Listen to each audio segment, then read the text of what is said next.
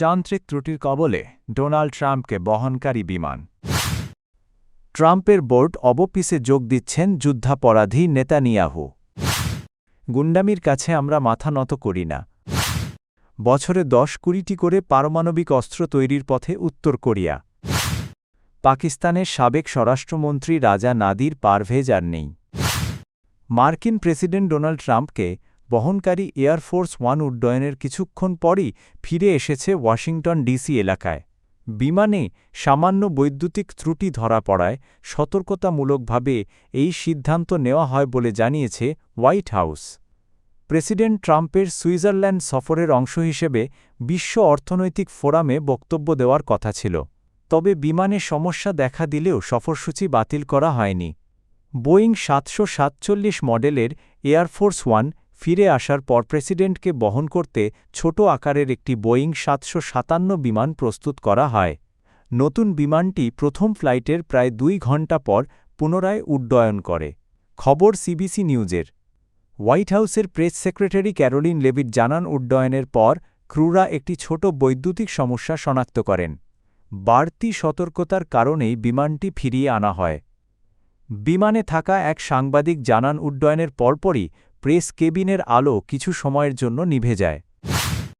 ফিলিস্তিনের গাজায় প্রস্তাবিত শান্তি পরিষদ বোর্ড অব পিসে যোগ দেওয়ার আমন্ত্রণ পেয়েছেন ইসরায়েলের প্রধানমন্ত্রী বেনিয়ামিন নেতানিয়াহু। নেতানিয়াহুর দপ্তর জানিয়েছে তিনি এই বোর্ডে যোগ দিতে সম্মতি দিয়েছেন। খবর আল জাজিরার। এই ঘোষণা এসেছে এমন সময়ে যখন গাজায় যুদ্ধাপরাধের অভিযোগে আন্তর্জাতিক অপরাধ আদালত আইসিসি নেতানিয়াহুর বিরুদ্ধে গ্রেপ্তারি পরোয়ানা জারি করেছে। মার্কিন প্রেসিডেন্ট ডোনাল্ড ট্রাম্পের উদ্যোগে গঠিত বোর্ড অব পিসে বিশ্বের প্রায় 60টি দেশের প্রেসিডেন্ট ও প্রধানমন্ত্রীকে আমন্ত্রণ জানানো হয়েছে। ট্রাম্পের লক্ষ্য প্রথমে গাজায়, পরে বিশ্বের অন্যান্য সংঘাতপূর্ণ অঞ্চলে শান্তি প্রতিষ্ঠা। বোর্ডটির দায়িত্ব হবে গাজার যুদ্ধবিরতির দ্বিতীয় ধাপ, তদারকি শাসন ব্যবস্থা গঠন, পুনর্গঠন, বিনিয়োগ আকর্ষণ এবং অর্থায়ন ব্যবস্থাপনা। তবে আইসিসি অভিযুক্ত নেতানিয়াহুর অন্তর্ভুক্তি বোর্ডটির নিরপেক্ষতা ও বিশ্বাসযোগ্যতা নিয়ে প্রশ্ন তুলেছে আন্তর্জাতিক মহলে। নেতানিয়াহু একমাত্র আমন্ত্রিত আইসিসি অভিযুক্ত নেতা নন। রাশিয়ার প্রেসিডেন্ট ভ্লাদিমির পুতিনকেও বোর্ডে যোগ দেওয়ার প্রস্তাব দেওয়া হয়েছে। গ্রিনল্যান্ড হস্তান্তর না করলে ইউরোপীয় দেশগুলোর ওপর বড় অঙ্কের শুল্ক আরোপের হুমকির তীব্র সমালোচনা করেছেন ফ্রান্সের প্রেসিডেন্ট ইমানুয়েল মাক্রো।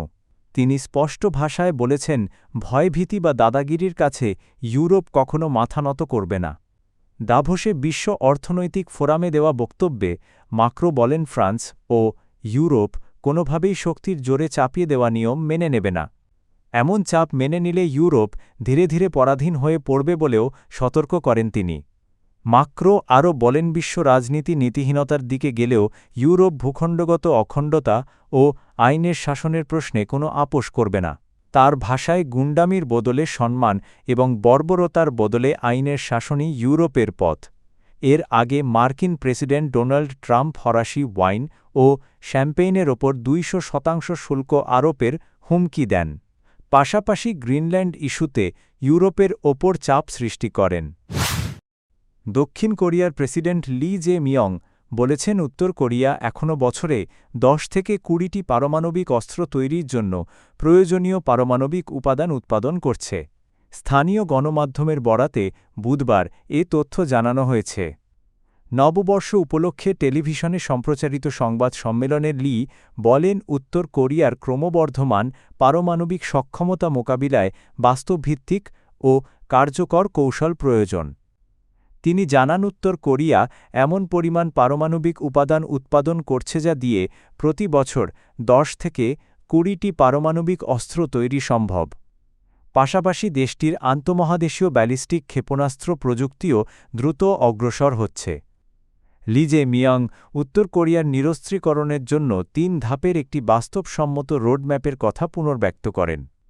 এর মধ্যে রয়েছে অতিরিক্ত পারমাণবিক উপাদান উৎপাদন বন্ধ করা, এসব উপাদান বিদেশে সরবরাহ রোধ এবং আইসিবিএম প্রযুক্তির উন্নয়ন থামানো। পাকিস্তানের সাবেক ফেডারেল স্বরাষ্ট্রমন্ত্রী রাজা নাদির পারভেজ আর নেই। বুধবার ফয়সালাবাদে তিনি শেষ নিঃশ্বাস ত্যাগ করেন। তার মৃত্যুতে পাকিস্তানের রাজনৈতিক অঙ্গনে নেমে এসেছে শোকের ছায়া। Major of. রাজা নাদির পারভেজ রাজনৈতিক জীবনে স্বরাষ্ট্রমন্ত্রী ছাড়াও পানি ও বিদ্যুৎ মন্ত্রণালয়ের গুরুত্বপূর্ণ দায়িত্ব পালন করেন।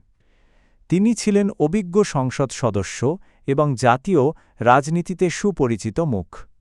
তিনি মোট ৫ বার পাকিস্তানের জাতীয় পরিষদের সদস্য নির্বাচিত হন, ৪ বার ফয়সালাবাদ থেকে এবং ১ বার রাওয়ালপিন্ডি থেকে। ২ এলাকাতেই তিনি শক্ত রাজনৈতিক প্রভাব বজায় রেখেছিলেন। রাজনৈতিক জীবনে তিনি পাকিস্তান মুসলিম লীগ, নওয়াজ পাকিস্তান তেহরিক-ই-ইনসাফ এবং ইসলামী জামহুরি ইত্তেহাদের সঙ্গে যুক্ত ছিলেন।